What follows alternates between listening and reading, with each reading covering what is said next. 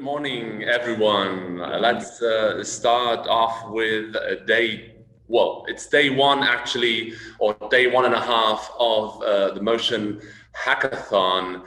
I hope you all had a good night. I hope you got some bit of sleep, a little bit of sleep at least, and I hope that you already could come up with some creative solutions to our topics, and also maybe even some collaboration with other teammates. So I hope also you got your rolls with you and a cup of tea. I don't have a cup of tea because or coffee because perfect. I can already see there is the cup of coffee is ready with our special guest, Sia Søndergaard. Sorry for my German pronunciation of your name, but it's hopefully Søndergaard. Søndergaard. Well, okay. Søndergaard. You can okay, sorry for that. Yeah, before I would like to introduce you to Sia, I would like to kind of get a mood, or like a reaction from all of you. Kind of, how's your mood? How do you feel at the moment? Yeah, what's going on in your thoughts at the moment? So maybe we can just start and just quickly give us a little reaction. I will pin your screen for the moment, and then you can just tell us a little bit how you feel about your work and at the moment. Let me see. Today I don't have any producers with me, so I have to do the production myself. Micha. Yes, it will work. It will work. You have to believe in it, even it's Zoom. Yeah, I feel fine. It's actually also a nice song title, and I've undergone the process of idea catching, and I think I will go for some let's say a little bit overdone footage cropping with some VFX regarding pollution, and let's see what's coming out. I'm imagining like having a footage of a nice ocean stuff with maybe a timeline, and then going in this kind of big fish swarm that still luckily exists today, and then coming out in the big garbage patch in this kind of underwater mess they have there, something like that. I think that's realizable. I thought about learning quickly some motion apps, but I've Blender, that's new for me, and I'm not so into this animation yet. Let's see what may come out here also, but I have some footage, and I think I can do a nice short, short video. Yeah, perfect. That sounds really interesting, and it's cool. You already have a kind of clear vision, and I'm really since the morning. Yeah, perfect. And the vision will grow, and don't worry. And even if you just have a rough concept in the end, it will be a creative output, and that's the most important goal for this. We will make something happen. I think I'm good in video, more or less, and then perfect. Okay, great. So next up, Anne-Catherine, how do you feel? I'm good. I'm just a bit tired, but I'm excited for 3D modeling and twin motion and animation. So yeah, I'm excited. And very cool. And do you already have a rough concept in front of you, or? Yes, actually, I was inspired by aquaculture, and then also about there is like, I already mentioned it about the algae, that like the algae is like quite known in Asia, but not so in Europe yet. And it's also, you can also grow it in kind of an aquaculture system, and then also in a vertical system. So how to combine the ocean with the land as well, like to learn from the ocean. Hybrid sceneries, yeah, really interesting and really cool. So also really looking forward to that. Next up, Sarah. Did you already come up with some GIFs, or what's happening in Hamburg? I will pursue the idea of GIFs, and they will be like very illustrated 2D style. And yeah, I checked out the material that we got and wrote down some interesting facts and some stuff, and I will develop visual ideas this morning. Cool. So you're in the process. Yes, I am. And are you tired, or are you? I'm soaking wet because I had to walk through the rain to my studio, and I really need a coffee, but I will be fine like in half an hour when the coffee kicks in. Perfect. That's the spirit. Yeah, that's just so typical. Really nice. Looking forward in your work. We have from faraway Paris, Alexandre. Yes. Hi. Good morning. Good morning. Salut. So yes, I work with the idea of noise pollution. So as I put on a Miro board, I found some data, and so I spend a lot of time to import this data into the 3D package Houdini. So now it works, so I'm happy. And I will keep the idea of Misha. Maybe I will as I put the point, the ship, I will make growing the noise and disappear the sound of whale and yeah, and I found actually I wanted to tell you I found Yeah. a lot of nice noise there. I extracted some from YouTube videos. Okay. It has to be still cut out, so it's more or less like noise, then somebody talks noise, but happy to share with a WeChat, WeTransfer or something like that. Okay. You can maybe collaborate later on Miro and your platforms, and so we can do direction. So yeah. Perfect. Yeah, sounds really interesting, and I already mentioned that I really like the concept of using noise pollution as something that many people might not have on their screens. So I'm really looking forward to that project. Really cool. Thank you, Alexandre. Thank you. And then we'll have we're having Emma with us. Emma, good morning. Can you hear me well? I'm joining from a different device, so today is different.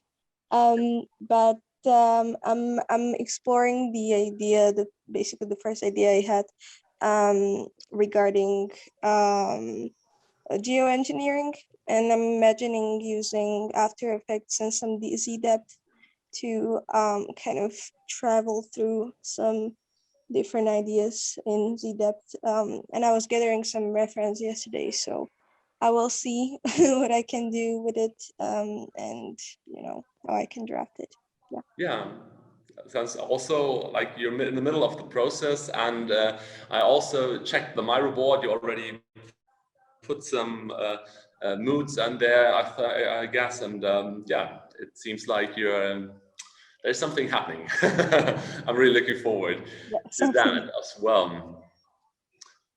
So it's really good to see that you're going and you're heading towards the final presentations, and you have something in mind, and you're not stuck. At least that's the most important thing at the moment. But we have plenty of time left, so don't worry. And also we'll have the mentoring sessions later this evening, this day, if you need them. If you need to ask questions, we will have our guests from the Ocean Summit with us, and we will meet at 3 p.m. in the spatial chat room. But now, having guests, that's the main point today. We have a special guest with us today. Already, we talked a little bit beforehand, and we don't want her to wait even longer. It's Sia Søndergaard. Sorry, Sia, head of the ScVi initiative from Denmark, and the ScVi is a initiative at the animation workshop, a part of the VIA University College in Denmark, who are seeking to explore and unfold visual science concepts and as a scientific field, and to improve science communication through visual storytelling and animation. And yesterday we already got the impression of how we can transport the science communication and by data-driven visualizations. And today we will get a little glimpse into another approach, and that's the emotional storytelling approach that we, of course, are familiar with, maybe when we think of animations like explanatory animations. But I'm really curious what Sia will tell us today. And maybe Sia, before you get on stage, before you start your presentation, maybe you could just tell us a little bit, what exactly do you do with the ScVi? What are the formats you're using? And I will just shortly pin you, and you will have the stage for yourself. And let me just find you in the gallery and pin you. So welcome, Sia. Yeah, nice to have you here. Thank you for inviting me. I think it's very exciting to be in this forum and hear that you already start to collaborate between countries and fields. That's very nice. This is what interests me most, is this cross-disciplinary collaborations, actually. So thank you for inviting me. And about your question, this is what my talk will be around.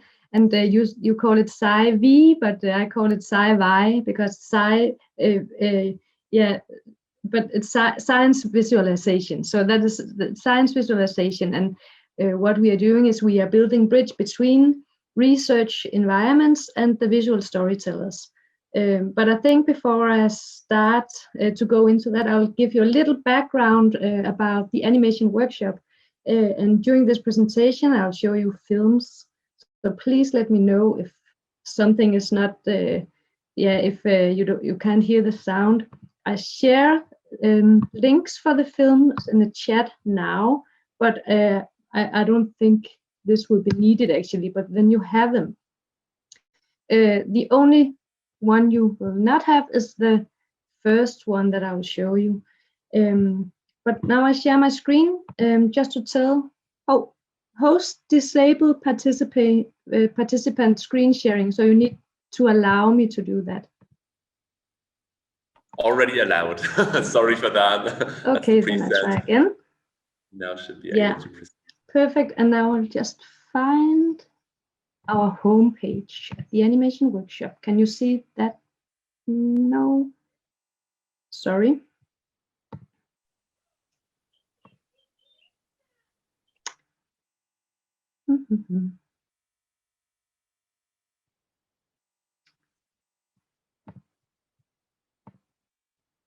Yeah.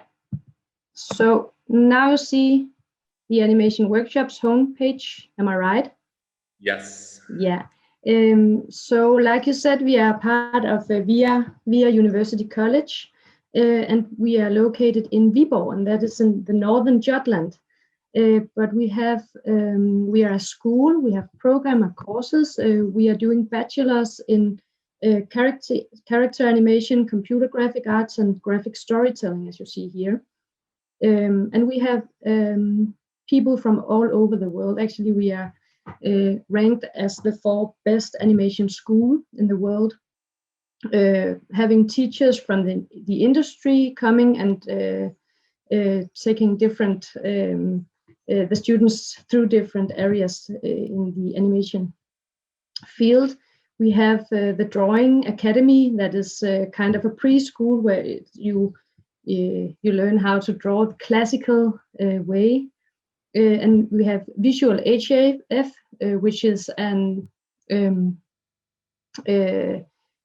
high school. And we have pedagogical initiatives where we go into schools and learn school kids how to animate and teach us how to use animation in school. So as you see, we have the whole food chain. Also, we have professional training, different courses. I won't go into all this, but you can check it out themselves if you are interested. Then we have artist residency, we have open workshop, and here you can join from all over the world with your own project. It's supported by the Danish Film Industry, Danish Film Institute, and Viborg Municipality.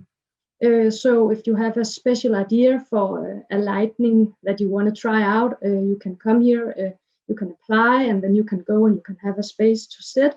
And the cool thing about this is that you are in an environment with so many other people interested in this field. So you help each other. So the open workshop is kind of a melting deagle. I don't know the word in English, but here we develop a lot of new ways of animating and telling stories. And then we have the research and development program where I am located. We have different areas. Like you see here, we have expanded animation, we have the new technologies, we are researching in animated culture and putting up different cases, and then ScVi, where I'm located and head of ScVi, this initiative. I'll stop sharing now, but I'll share the link so you can dig into it. So this was just to give you a background from where we are. And in my department, the ScVi, yeah, maybe I'll just show you a film actually about the whole research and development program. Then you can have a feeling what it covers. And when you look at it, I think you should look into what kicks you, what could be your interest, because this is also an invitation for you to knock at our doors and come with the ideas and ask how can we collaborate, because this is the way we work in this department is collaboration. And that was why we said yes when Mathias called and had this exciting idea, because it's really the way that we are developing. So look at this as an invitation. So I will mute myself now and share the film with you.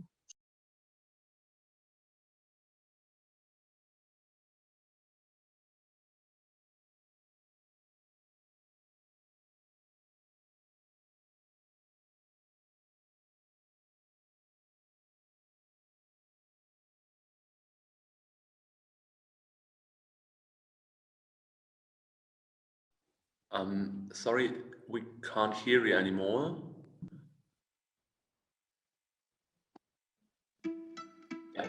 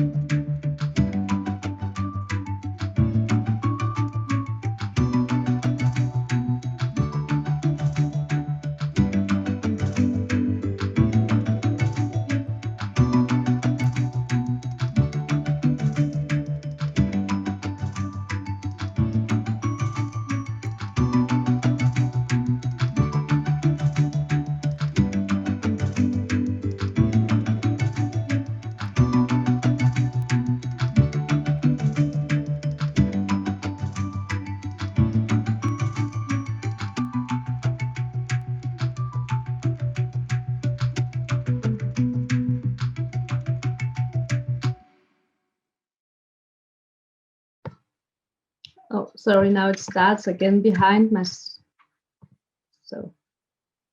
Yeah, as you see, we cover a lot of areas. Yeah, so what I'm focusing on here is the science visualization part, but as you can maybe, it crosses sometimes. So the science department will cross with the culture or the education or the IP or the expanded animation, but we have different programs for each, but they will work together often. So what is ScVi? Like you said in your welcome, Mathias, it's about collaborations between researchers and visual storytellers. And because we are a development department, we try out different scenarios. We are curious, so it's not like we have a product. It's more that like we are investigating, and that is why I'm also saying I'm inviting you, because we are investigating with people who has the interest in this field. And one of the biggest challenge for me is to let the visual storytellers know that there is a field of science visualization, and actually you can make a living out of this, and it's an important field. It's not only Disney or animation for fun, but it's also there is a very important area in science visualization, and for the researchers, research environments, to let them know that there is other ways of disseminating than through text, and that it's that disseminating through visual storytelling have a special approach or have a special methods that you need to learn and culture. So I will show you a little film about ScVi.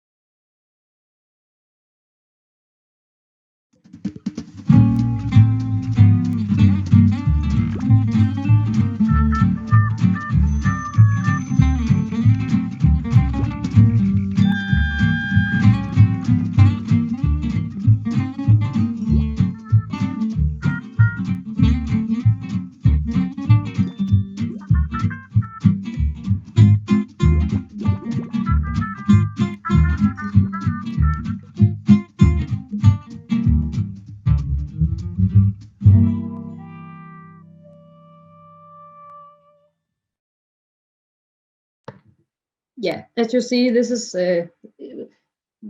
us explaining ScVi in a visual way. But actually, this is what we are doing for the research centers and in the collaboration as well. I continue share my screen just to show you the homepage.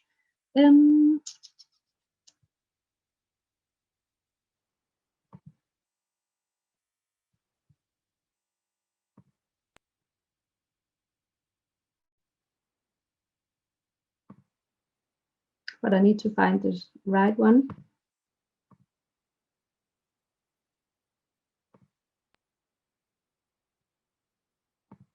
Sorry.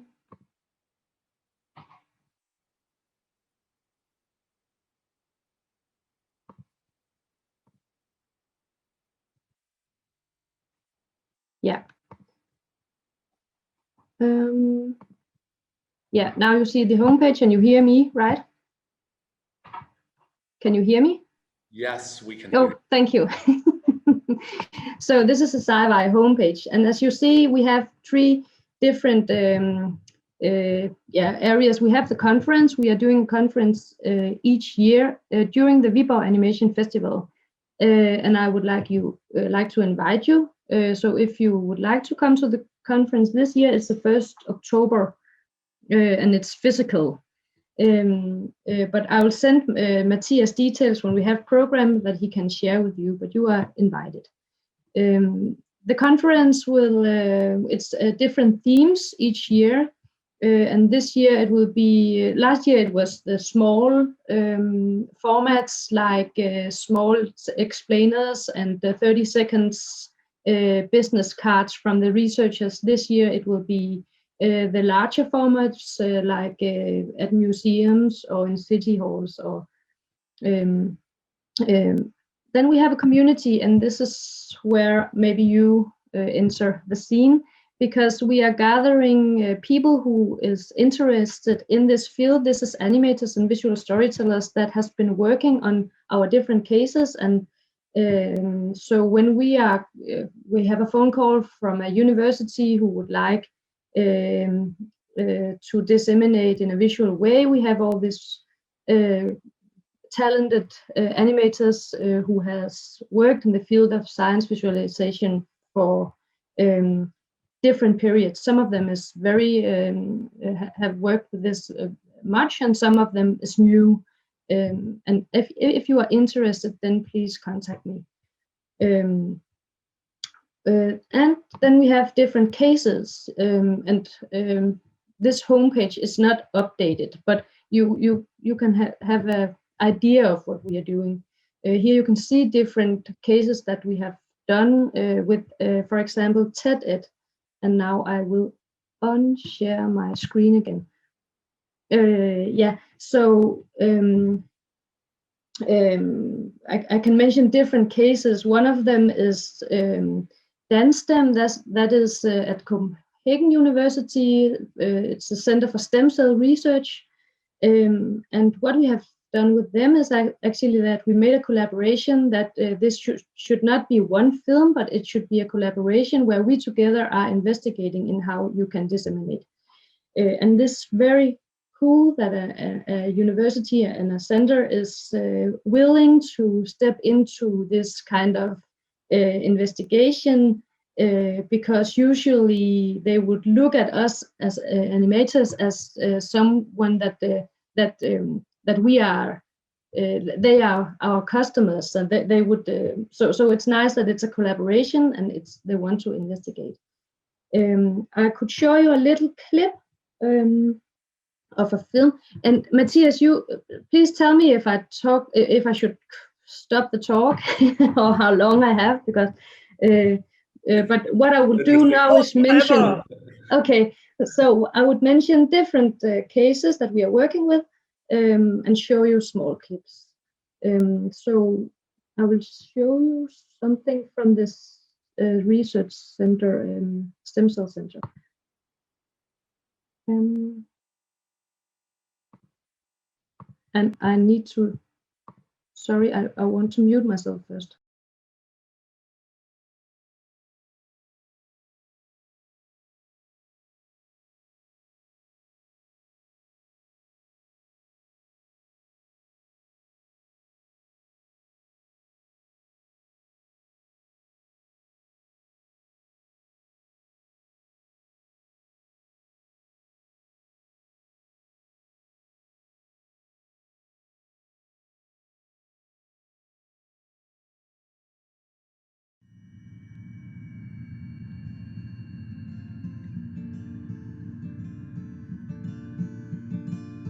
Earth is teeming with countless living cells. Cells are the building blocks of life.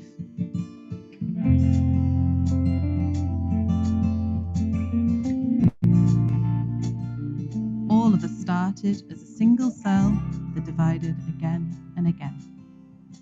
From this cluster of cells, all parts of your body will stem.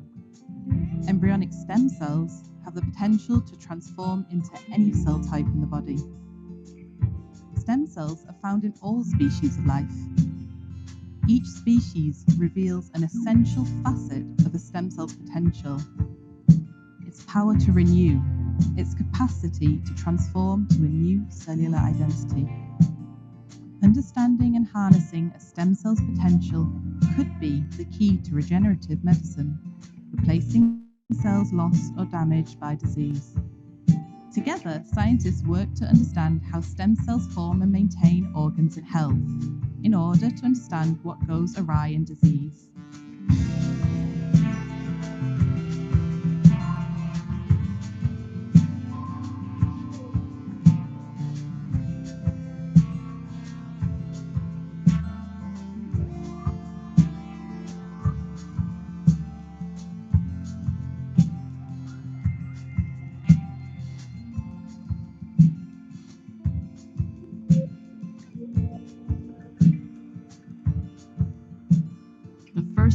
life are very dynamic, and cell fate choices here appear almost random, but they are in fact tightly regulated.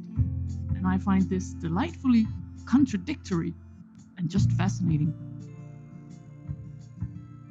Microscopes reveal what cannot be seen with the naked eye.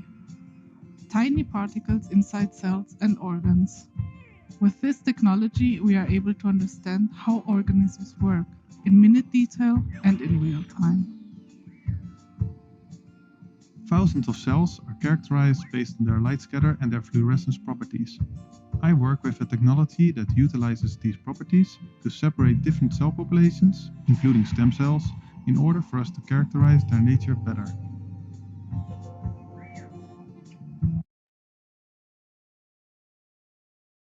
Yeah, I will stop it now because I want to show you more clips. But as you see, actually the voice is the researchers' voice themselves, because we want to have them onboarded also in the production. And you can hear that it's not professional voices, but I think it gets very personal in this way, and the researchers love it. This was the first production we did with the Stem Cell Research Center, and it's about stem cell research in general. Then we dig into, they have 10 different areas, centers at or institutes, how do you say it, 10 different research fields within this DanStem.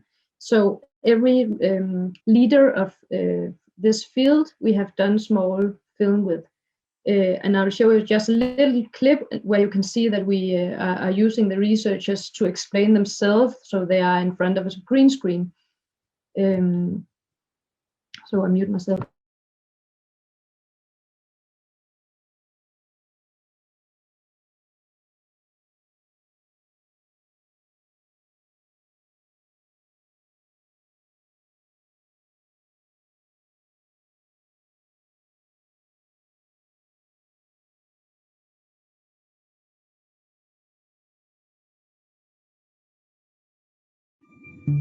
So my name is Josh Brickman. I'm a professor of stem cell and developmental biology at DanStem, and we're interested in how biological systems make patterns. If you look around you, you can see a diversity of patterns in animals and human beings. Everyone is different. Everybody has beautiful patterns. So how do you get there? How do you get there from a uniform population of cells? How do those cells know to be different in an early embryo or in stem cells in a dish? And then how do those differences get manifested into a pattern?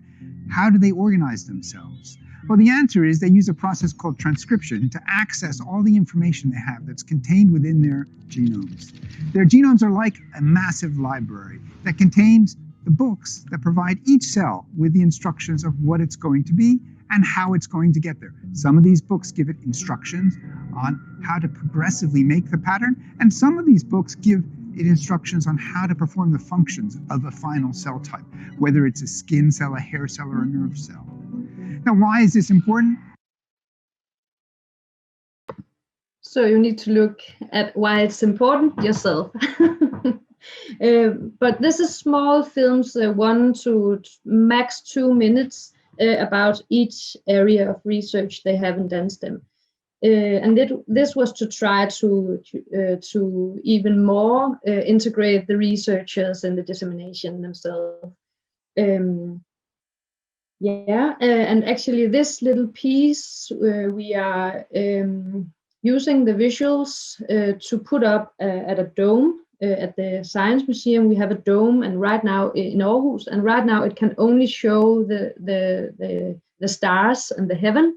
With the Sky Master that put out small lightning from the Sky Master, but we want to map it and put in projectors, and then we can in the future use this dome to create small films ourselves. So it's not only the Sky Master and the heaven. So instead of traveling out in the heaven, we want to do the first case where we are going into the body and into the cells, and we are using visuals and material to test this from this collaboration.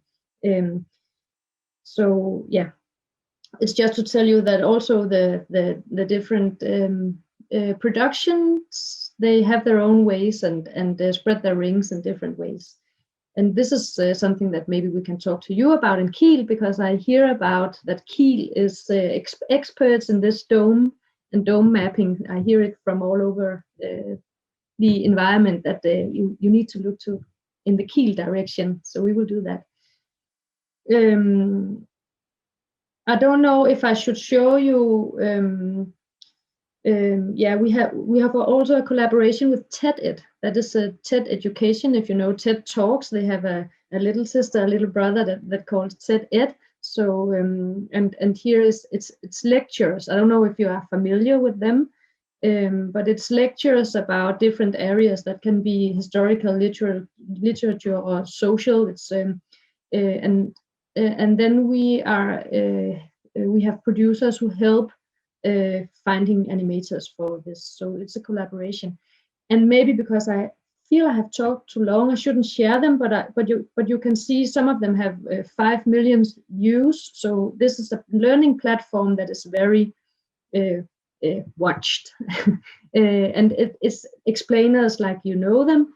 But actually in the past 2 years, 2020 and 21, our specific theme has actually been climate, and you can see different films about climate and also about oceans. So maybe I should find exactly those films and share with you as well, Mathias. I will do that instead of showing them now, because I want to just show you a little thing about a production we made called New People. And it's just to show you that that's not explain us everything. This was a little poetic film, short film, actually in 17 minutes.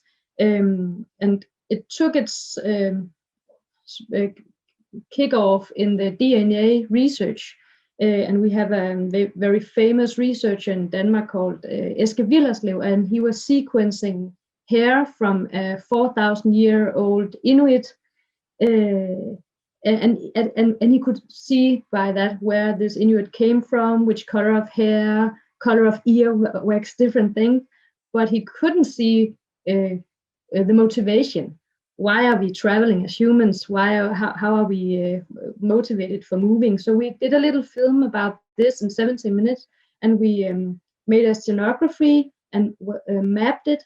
So it was shown at the National Museum in Denmark at this big mapping, which I will show you now. And then we use it as a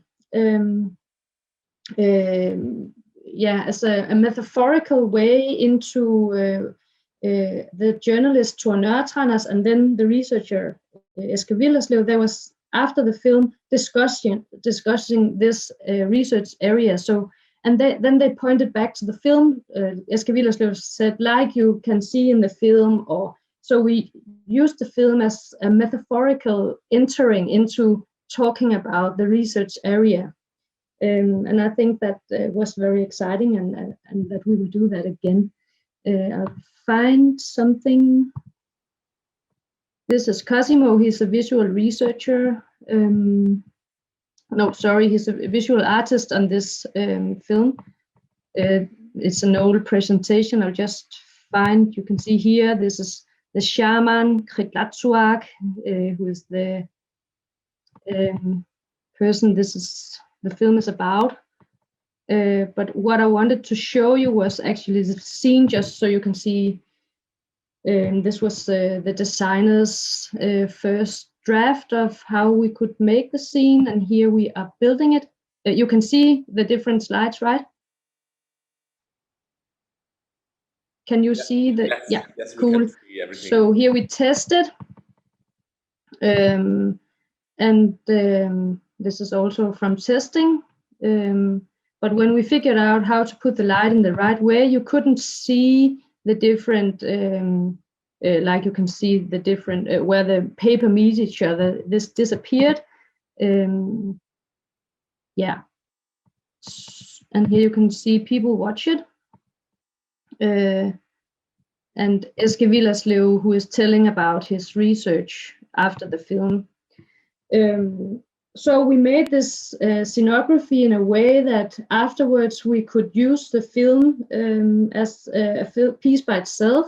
So it was sent to different festivals in Denmark. I was the one distributing. I didn't have a lot of time, so we didn't spread it out very long. But where we sent it, it was submitted. So that I'm happy for that. But it's just to say that we try to design it in a way that it could be used in this big format at the scenography, but also as a film that can travel at the festivals. And right now we did teaching material for it, so it can be used as a disseminating tool in schools. And right now we are developing a VR experience, so you are in this world yourself. So it's to say that we experiment with different formats. Yeah. The last thing I want to tell you about it's our, and maybe I won't share it now, but we have a PhD course. We just made a new PhD course, and it will run in November. So if you are familiar with any PhDs, this is a PhD course in visual dissemination, in science dissemination. And also at this PhD course, we want to have animators and visual storytellers in the room because we want to connect them with the researchers.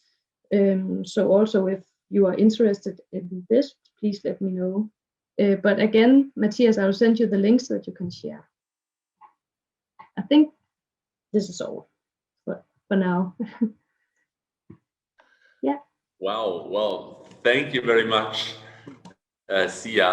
Let's give you a loud digital applause. Thank you very much. I will join you. This is so interesting. It's so cool because I didn't know what you will show us today, and I only know a few work of the ScVi or the animation workshop, but these specific projects I didn't know. And cool thing is that yesterday we already heard how important it is that science visualizations and communication are reliable, and so putting the voices of the scientists into your videos is such a clever move to make it more emotional, closer to the audience, and also something that the researchers themselves are happy and proud of. That is important, I think. Yeah. And that also kind of gives me the feeling, or that emotions in something kind of cold, like natural science, are so important, and through emotions we will be able to communicate on a deeper level, and this is so important. And I'm motivated. I'm really pumped. I want to start animating right now. So this is really also what you are saying there about the emotions. What I most do when I produce is not explainers. I think explainers is cool. But I actually try to go into the poetic way, so you have a feeling about this area that is exciting and that touch me. I don't know about it, but I want to know more. So that the animations should be something that they kicks you in a way that you want to learn more.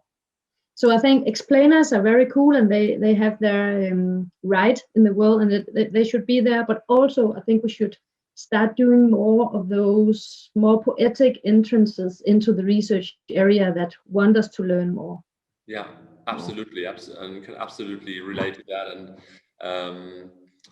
And the other thing you showed us is different techniques or technical approaches towards science communication. So it's not just a little movie, it's not just something you watch on Vimeo or YouTube or whatever, but you can also expand animation. You can expand the technical layer and create so deep and touching experiences, and experiencing science, whether it's ocean science or it's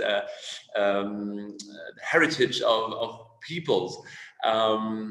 it's I think that creates such a deeper level of understanding and a lasting experience. Yeah. Super cool. I don't know if there are any questions. Yes, there's one question by Micha. Hi. Hi. Yeah, thanks for the presentation. And since we're here and can go forward because we have a challenge, yeah, I think I'd like to collaborate in some way. Let's see if we can find out. Because, for example, I've been to I think 2 or 3 TEDx talks now, organized by Adam Montandon. I think he's with the university in is this Kolding? And he's doing mostly the presentation organization there, but it's quite amazing. And I think Denmark's anyway in the leading field of visual and design somehow in the world. And that's great. And since I'm free, I haven't been free then because of work situation. And right now I'm a student. So I think my way will anyway be multimedia production and such, because that's what my subject is. Cool. I think the way that we do it, that if you are interested in collaborations and talk, then we just set up private meetings and then have a little talk. Yeah, great. So you're welcome to write me. We'll meet. Great. I will put Sia's contact information onto the Miro board, so you can all get the information together later, right? Yeah. Okay, then there's another question from Sarah. Let me see, she can't, you still can't raise your little hand, right? I think I have to update the program, I don't know. But that I'm also very interested in collaborating, and I wanted to ask for the contact info, but you already answered my question. You will put it in Miro. Yeah.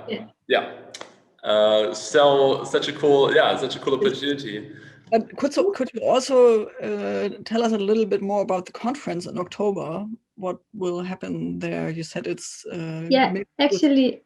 Yeah, I'm just starting to plan this. So, but it's we used to be like 100 persons or so.